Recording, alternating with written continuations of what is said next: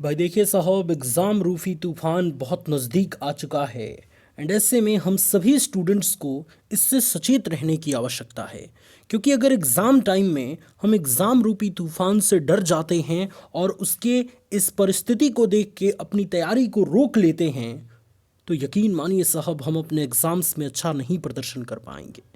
इसलिए इस तूफान से सचेत करने की जिम्मेदारी मेरी है। इस वीडियो के माध्यम से मैं पूरी तरीके से आपको सचेत करने वाला हूं और ये बताने वाला हूं कि एग्ज़ाम टाइम में अर्थात एग्ज़ाम के 10 दिन पहले आपको तैयारी कैसे करनी चाहिए और कितने ज़बरदस्त तरीके से अगर आप तैयारी करेंगे तो आप अपने एग्ज़ाम्स में अच्छा प्रदर्शन कर सकते हैं। इसके अलावा टॉपर स्टूडेंट्स इस समय किस तरीके से पढ़ाई कर रहे हैं, क्या क्या चीज़ों को लेके पढ़ाई कर रहे हैं, इन सारी चीज़ों के बारे में आज के इस वीडियो में हम आपको बताने वाले हैं।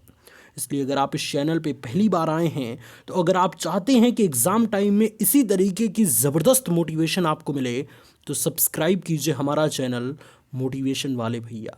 आइए इस वीडियो की शुरुआत करते हैं।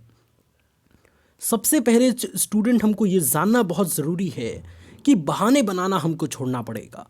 हर वो चीज़ जो आपको तैयारी करने से रोक रही है, उस चीज़ को अपने दिमाग से निकाल के बाहर की तरफ फेंक दीजिए। क्योंकि यही वो चीज़ है, जब एग्ज़ाम रूपी तूफान आपके सामने आएगा तो आप सभी को हमेशा डरवाती रहेगी और आप सभी को उस तूफान के साथ जाने के लिए प्रेरित करती रहेगी। ऐसे में स्टूडेंट्स, जो आप बहाना बनाते रहते हैं कि मुझे अभी मन नहीं कर रहा या नींद लग रही है, या 10 तरीके की बहाने बनाते हैं पढ़ते समय, यह आपको छोड़ना पड़ेगा। कम से कम एग्ज़ाम के 10 दिन पहले तो इसे छोड़ दीजिए। और जैसे ही आप बहाना बनाना छोड़ देंगे, आपको एक सही पथ मिल जाएगा कि इस रास्ते पे चल के हम अपने एग्ज़ाम्स की तैयारी लास्ट टाइम में बहुत बेहतरीन कर सकते हैं। जैसे कि इनको देखिए, इनका सपना तो है कि 90% मुझे हर हाल में चाहिए, लेकिन इनकी शक्ल देख के आप अंदाज़ा लगा सकते हैं कि ये किस तरीके से अपनी पढ़ाई कर रहे होंगे। ऐसा आपको नहीं करना है साहब। हमेशा आपको जो है वो मुस्कुराते रहना है, हमेशा मोटिवेटेड रहना है।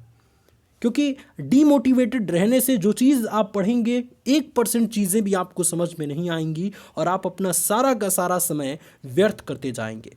ऐसे में स्टूडेंट्स, फ्री माइंड होके मुस्कुराते हुए अगर आप अपनी तैयारी को करेंगे, तो निश्चित तौर पे जो जो चीज़ आप समझेंगे वो सारी चीज़ें आपके दिमाग में फिट होती जाएंगी और आप अपने एग्ज़ाम्स की तैयारी कर पाएंगे। तो अगर अभी तक आपने अपने एग्ज़ाम्स की तैयारी की शुरुआत नहीं की है या अपनी पढ़ाई को तेज़ नहीं किया है, तो सबसे पहले क्या कीजिए, जो भी स्टडी मटेरियल है, चाहे वो बुक है, चाहे वो नोट्स है, चाहे वो क्वेश्चन बैंक है, आज ही अपने पास एकत्रित कीजिए और बहाने बनाना छोड़ के उसको पढ़ना शुरू कीजिए। सबसे पहले ज़रूरी है स्टूडेंट्स शुरुआत करना। क्योंकि जब से हम शुरुआत कर देते हैं ना, हम अपने रास्ते में आगे की तरफ बढ़ते चले जाते हैं और बिना किसी रुकावट के अपने बहुत अच्छे तरीके से अपने प्रिपरेशन को कर पाते हैं। इससे पहले मैं दूसरी टिप्स आपको बताऊं, सबसे पहले तो मैं ये बताना चाहता हूं कि अपने आप को अंदर से मजबूत रखें। और इस वक्त मजबूत रखना आपको बहुत ज़रूरी है, क्योंकि ये अंतिम लड़ाई है, ये अंतिम दिनों की लड़ाई है। आप सभी, मैं जानता हूं कि 6 महीने से 8 महीने से अपने एग्ज़ाम्स की बहुत अच्छी तैयारी करते आ रहे हैं।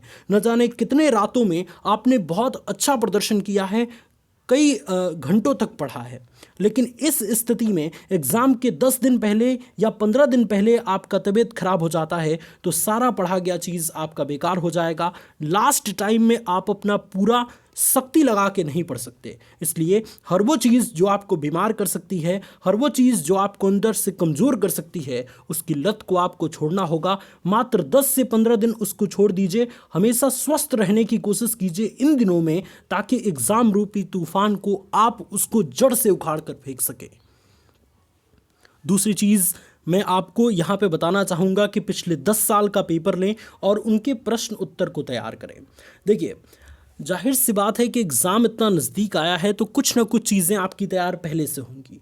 अगर अभी भी कुछ भी चीज़ आपकी तैयार नहीं है, तो आप सिर्फ पिछले 10 साल के पेपर को तैयार कर लीजिए।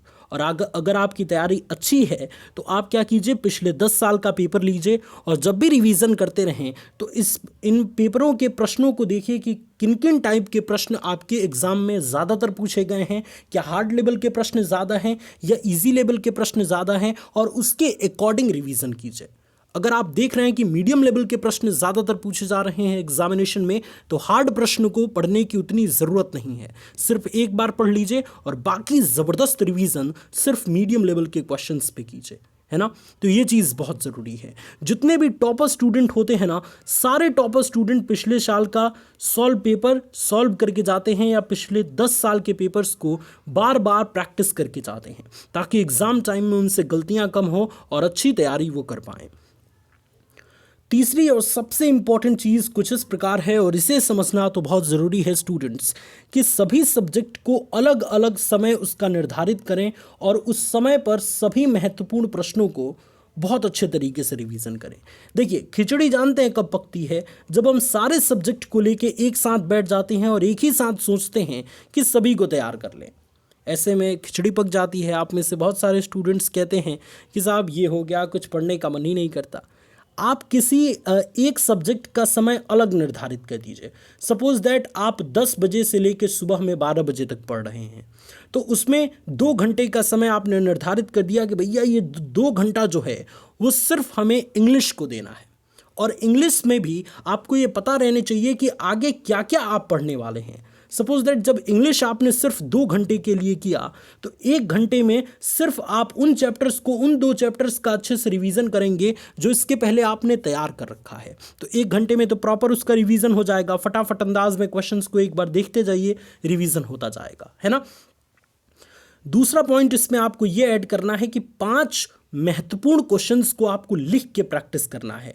लिखना भी बहुत ज़रूरी होता है स्टूडेंट्स, क्योंकि अगर आप लिखते नहीं हैं ना, तो आपकी प्रैक्टिस नहीं बनी रहती है और एग्ज़ाम में जब आपको कॉपी मिलता है तो सही तरीके से आप लिख नहीं पाते हैं। इसलिए 5 क्वेश्चंस की प्रैक्टिस आप आधे घंटे में कर लीजिए, कोई दिक्कत वाली बात नहीं है। बचा आधा घंटा, तो आधे घंटे में आप नए प्रकार के इंपॉर्टेंट प्रश्नों को एक बार पढ़ जाइए और एक बार उसको समझ के और अपने दिमाग में रिवाइज कर लीजिए, है ना। रटने की कोशिश ना कीजिए, नहीं तो आधे घंटे में एक ही प्रश्न आपका तैयार हो पाएगा रटने से। लेकिन अगर आप पढ़ेंगे, सिर्फ स्टेप बाय स्टेप उसकी चीज़ों को समझते जाएंगे, तो आधे घंटे में आप कई प्रश्न तैयार कर सकते हैं, वेरी इंपॉर्टेंट वाले।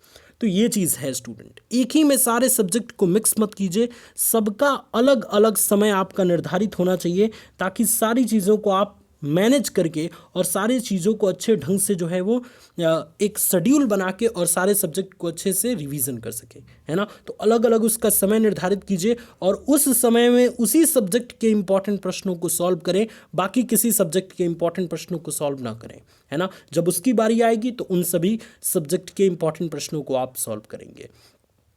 और एग्ज़ाम टाइम में स्टूडेंट्स बहुत ज़्यादा डर जाते हैं। देखिए, मैं आप सभी को बताता हूं कि देखिए 10 से 15 दिन की बात है, इसके बाद पूरा का पूरा समय आपका खाली मिलेगा। आप जो मर्जी चाहें वो मर्जी आप कर सकते हैं।